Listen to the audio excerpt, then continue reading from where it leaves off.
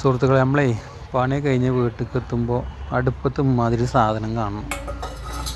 അതും ചേട്ടാ പൊടെണ്ണിയിലല്ലെങ്കിൽ എന്താ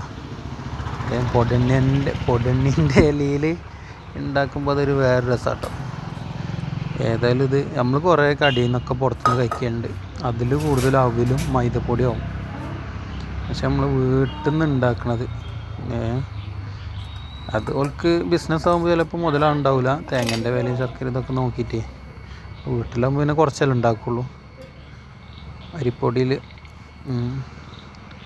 ഇങ്ങനെ കഴിക്കുമ്പോൾ കിട്ടുന്നൊരു സുഖമുണ്ട്. ഏത് ഷുഗറാർക്കും കഴിക്കാമല്ലോ. നമുക്ക് ഷുഗറൊന്നും ഇല്ല കേട്ടോ. എല്ലാവരുടെയും ആകുമ്പോൾ ആർക്കും പ്രശ്നമില്ലല്ലോ. തേങ്ങയും ശർക്കരയല്ലേ, ആവിയിലല്ലേ വേവിക്കണേ. ഇതാണ് മുതൽ.